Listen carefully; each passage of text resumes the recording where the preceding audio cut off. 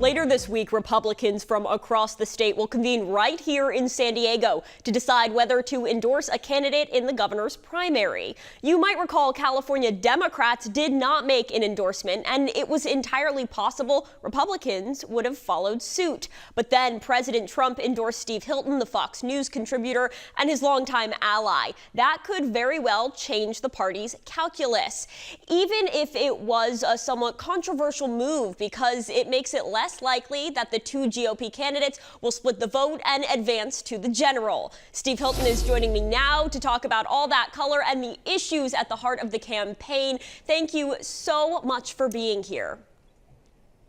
Of course, great to be with you. Let's start. Why are you the man for this job? So California obviously needs change. We got the highest cost of living in the country, gas prices, housing costs, insurance, everything is so expensive. It's impossible to run a business. We got the highest unemployment rate in America, the highest poverty rate. We've had 16 years of one-party rule. The system obviously isn't working. And so I think it's time for an outsider to come and shake things up. I've never run for office before. Most of my career has been in business. I've worked in business all over the world. I've started my own businesses, including restaurants, which, as anyone who's in that business knows, is very difficult. I've been there with the struggles of small business owners, and I know what that's like. But I've got the business mindset. But also I worked for a while back in the day before moving here to California with my wife and my two sons in 2012. I was the senior advisor to the Prime Minister in the UK, and I worked right there in the heart of the government, trying to make reform happen, trying to shake up the bureaucracy there. It didn't always work, but I learned how hard it is to make change happen in government. And I'm going to bring all those lessons and apply it to saving our beautiful state of California and making it what I think we all feel it should be, the best place anywhere in America to start and raise a family, to start and run a business. That's what I mean by making California golden again. Look, obviously, it sounds like you perceive it as a good thing that you've never held public elected office, but what gives you the confidence that you have the political acumen to run the fourth biggest economy in the world? Well, I'm leading in the polls, having never run for office before. As I said, I think I've done the things that prepare you properly for this job. I've got executive experience. I've got government reform experience. I've got media experience. That's a big part of the job. But more to the point, I've spent the last 3 years traveling California, listening to Californians, learning about the issues and developing solutions. That's what I've been working on through my policy organization, Golden Together. Plans to fix our housing crisis, to make the business climate better, to have affordable, reliable energy, abundant water for our farmers in the Central Valley. All of these things and more, ending our homelessness crisis. I've been doing the work, getting ready, and I am built for this, honestly. I've got the relevant experience, I've got the energy and the enthusiasm, and I can't wait to get to work. We got the small matter of winning the election first, of course. Look, San Diegans often feel left behind during statewide elections. Have you succeeded in introducing yourself to the second biggest city in this state? Oh, I love San Diego. I really do. I've been there so many times. Just at the end of last week, I had a couple of events down there. We did some town halls with hundreds of people coming out. And over the last 3 years, I've spent a lot of time in San Diego. And I agree with you. We've got to make sure that just because you got that long drive down the coast from Orange County, and San Diego feels that to a certain extent, to some people, like it's just an island at the end of the five, just on the border with Mexico. That's not how I see it. As you say, it's an incredibly vibrant and important part of our state. The incredible businesses and entrepreneurs that have come out of San Diego, the culture, of course. It's just a great place to be. I love being there, and I'm really looking forward to being there this weekend. There has been a lot of noise in this race. Have the issues been obscured by that? Yeah, I think that is right. I think that there's so much focus on the actual mechanics and the top two, and is it going to be two Republicans, and how's that all going to work? The issues are very clear, and really it's the theme of my campaign, and it's on the banners that we use for our town halls. It's one word that captures it for me: Californiable, making our state California. And my plan is very simple: $3 gas, cut your electric bills in half, your first $100,000 tax-free, a home you can afford to buy. Cal affordable. $3 gas, is that realistic? It is if we end the climate dogma that's been driving us in the wrong direction in California. We've got abundant oil and gas reserves right here in our state. But because of the Democrats' climate dogma, we are now importing nearly 80% of the oil and gas that we use. That's insane. We're shipping oil halfway across the world in giant super tankers instead of getting the oil and gas that we have right here in California. So you want to expand drilling in California? Absolutely. And why are we importing the oil that we use instead of using what we have here? As long as we're using oil and gas, it doesn't make sense to be shipping it in from Iraq, which is where our number one provider is now, or the Amazon, drilling in the... Why is it better to drill in the Amazon rainforest than to do it here in California, creating jobs and opportunity in places like Kern County, where our energy industry is centered, and also making sure that we can get gas prices down? It's just common sense. You have said that you want to enforce a 100% homeless encampment ban and that you want to get people into treatment. What about people who refuse? Well, I'm sorry, but we can't allow people to live in those conditions. We would never allow someone we love to live like that. So why do we accept it for people we don't know? We have to get people into treatment, whether that's for alcohol or drug addiction, or many people who have severe mental health problems. It cannot be a choice. We just can't go on with this homelessness crisis that really shames our state in the eyes of the world. We've got to do something about it. And for too long, we've had this passive attitude of just let it all go, and it's not okay. It's not okay for the people living on the streets. It's not okay for the rest of us who have to experience it on a daily basis. It's going to end. And when I'm governor, we will enforce the law. It's illegal to live and camp on the streets. Those homeless encampments will be removed. If local politicians don't do it, I will use state law enforcement resources to do it. But then most importantly, we're going to get people into the treatment that they need to get their lives back on track. You have acknowledged that that requires expanding that mental health treatment. How do you square that with your plans to cut spending or your hopes not to increase revenue? Well, it's not a question of money. You know, in California, the Democrats have nearly doubled the state budget in the last 10 years. In the last 5 years, it's gone up by 75%. There's plenty of money. It's just going to the wrong places. It's going to fraud and waste and abuse. I've been finding that out just through the investigations I've carried out in my campaign. And when you look at mental health specifically, there's something really crazy going on, which is a rule that is imposed by Medicaid at the federal level, which means that you don't get reimbursement for any mental health care that is carried out in a facility with more than 16 beds. Imagine how inefficient it would be if our hospitals were limited to 16 beds. That's what's going on with mental health. Now, the first Trump administration actually created a waiver program so states could apply to exempt themselves from that limit. Other states have done that. California hasn't. As governor, I would, so we can provide modern, efficient mental health care, actually at a lower cost than we're doing now. Let's talk about immigration. There are some 2.5 million people without papers in California. You have admitted that the immigration system, the pathways to legal immigration in this country, is broken, but would you work in tandem with the Trump administration to see those people deported? Well, first of all, I think the number's much, much higher than that. If you look at the numbers and the estimates across the country, I think the number's going to be way higher. And I say this as a legal immigrant. Yeah, no, in California, I think the number is way higher in California. But I say this as a legal immigrant. As I say, we moved here 2012 on a visa, then applied for a green card. Then I got my citizenship in 2021, one of the proudest days of my life, becoming an American. All that took 9 years. And for people who did it the right way, and I see them all the time, as I say often, I'm the candidate of the legal immigrant community for the legal immigrant community. I want our legal immigrant community to have a shot at the California dream and climb that ladder of opportunity. I know it very well. My parents are Hungarian. They were refugees from communism.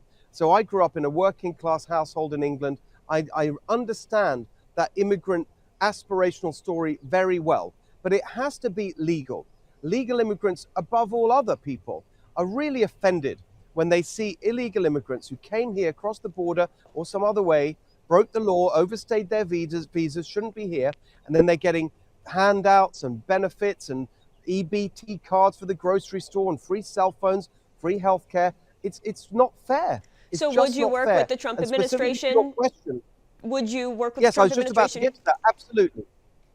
You would. Sorry, for the crosstalk. Yes, absolutely. I think we've got to have a cooperative working relationship between the federal government and state and local government to make sure that all our laws are peacefully enforced.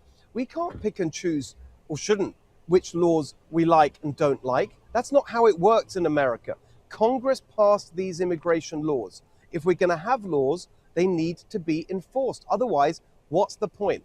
And when you talk about deportations, remember that this all happened much without any of the conflict and fighting and violence that we've seen so terribly in the last few months in America, not in California, fortunately, but in Minnesota, for example. None of that happened under President Obama, who was actually enforcing immigration laws at a much more aggressive pace, even than this Trump administration. You didn't see any of that kind of conflict then. You didn't see the violence. There was no talk of sanctuary policies under President Obama. I think that's the kind of attitude we need to get back to, which is just calmly and efficiently and cooperatively making sure that our laws are peacefully enforced. All of them, not just the ones that we happen to like or agree with. Mass deportations could have a dire impact on the economy here in California, though, right? Why? Because millions of people, regardless of that exact number, contribute to the economy here, whether they have papers or not. But we also have the highest unemployment rate in the country. And we have right now in California a historically low labor force participation rate. That is the proportion of the adult workforce in California that's actually working. If you put those two numbers together, there's probably, I mean, it's hard to be precise, but probably 4 to 5 million adults in California, Californians who could be working but are not working. And in fact, we're paying them not to work. Taxpayers are funding them not to work through welfare programs. I mean, I was at a dairy, one of the areas that people talk about in connection with this illegal immigration situation is agriculture. So I was at a dairy in the northern part of the Central Valley. The guys working the dairy, not paid a huge amount, they're on 50 grand, something like that. They were telling me that their girlfriends all make more money than they do without working, just through various welfare payments. They were showing me the paperwork. Then why do you think the president walked back his policies targeting the tourism industry and the farm and agriculture industry? Well, I don't know the latest position on that. Certain statements have been made, so I don't know exactly where we stand on that. I think that the truth is that the strategy that the administration outlined is a very practical one, which is when you've got the scale of illegal immigration that's happened in America over the last 5 decades, really, but really accelerated under Joe Biden, where you had an additional 10 million or so people come across the border illegally in the Biden years. The scale of that is not something that you can just overnight deal with. That's obviously ridiculous. And so the strategy that they laid out, which was captured in that simple phrase, the worst go first, I think is exactly right. Let's start by focusing on the really dangerous, violent criminals who, in addition to breaking the law by coming here or overstaying their visas, broke another one of our laws. Let's start with that. I think is that what you think is happening right now? Certainly that is happening. I don't think we've reached the end of that road in terms of making sure that criminals who are double criminals, if you like, are deported, because you've got such obstruction from the California state and local government based on a California sanctuary state law. And so that's completely avoidable. So I think they're making it harder, which is ridiculous. They're making it harder to deport people that the vast majority of Californians would agree shouldn't be here. So you want to do away with the sanctuary policy? Totally. It's a ridiculous policy. It's actually unconstitutional. There's a challenge to it in the federal courts. It may well be overturned by the time I take office as governor. But actually, even within the sanctuary state law, AB 54, that was passed in 2017, even within that, there's actually a section, and I've read the bill very carefully, where there's a long list of crimes or suspected crimes where there is the ability for state and local law enforcement at their discretion to work with federal law enforcement, but they're not doing it because they're captured by this idea that in California we should be constantly fighting anything that Trump does, even when it's common sense policies that are good for Californians. Another example of that is opening up energy production, where Gavin Newsom's constantly trying to stop the president and his team from doing common sense things to open up, to create jobs here by expanding our energy industries and lowering gas prices. For some ridiculous reason, he's opposing that. When I'm governor, that's all going to end. We're going to have a constructive relationship where we work together in the best interests of Californians. I want to pivot for the sake of time to yes or no questions. Would you declare a state of emergency over the Tijuana sewage crisis? Yes, and I was there actually really about a year ago, seeing for myself what has been done there. And the state of emergency is necessary to deal with the consequences. Of course, you've got to get to the root cause of the problem. And I understand the president and his team are working on that. But yes, absolutely. And I said that a year ago nearly. Do you support peeling back red tape to build more housing across the state?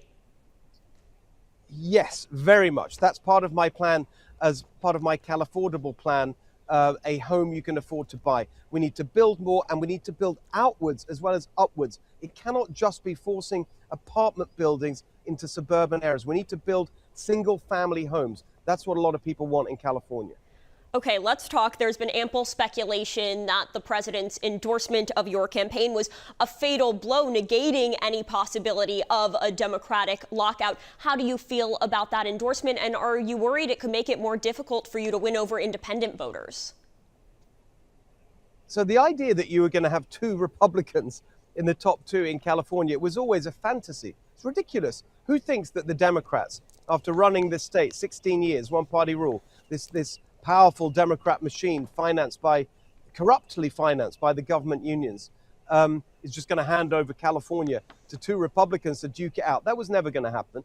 The Democrat machine was going to use every trick in the book to make sure that there was a Democrat in the final. That was always the case. Actually, more likely than two Republicans in the final, I always thought, was two Democrats, because you've got the party machine will lift up one of the candidates. It looks like that might be Eric Swalwell.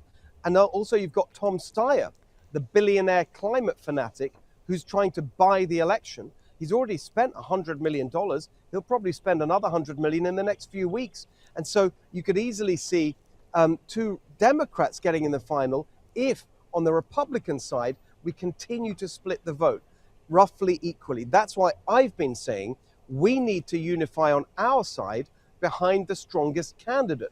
Now, so far this year, that's been me. I've had the edge in nearly all of the polls this year. Now, that's getting bigger. Even before the president's endorsement, there was a poll out just today, which was carried out before the president's endorsement, that has me at 22%, Eric Swalwell at 18%, Tom Steyer at 13%, and the other Republican at 13%.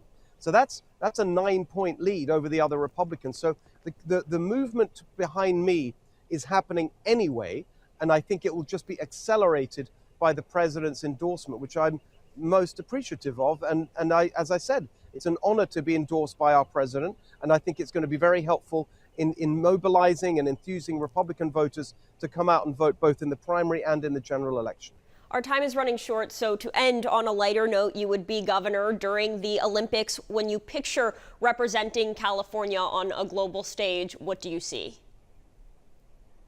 I see this amazing state, the most beautiful and amazing state in our nation, and actually such a symbol of opportunity and freedom and the kind of rebel spirit that California stands for the whole world. I often say California means to America what America means to the world. And that's what I'll want to capture. Funnily enough, one of the last things I did before moving here from the UK was work with the movie director Danny Boyle on the opening ceremony for the London Olympics in 2012. So it's going to be wonderful to be able to showcase our incredible state to the world in 2028. I'll be proud to do it.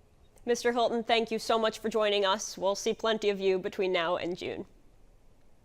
Thank you so much. Great to be with you.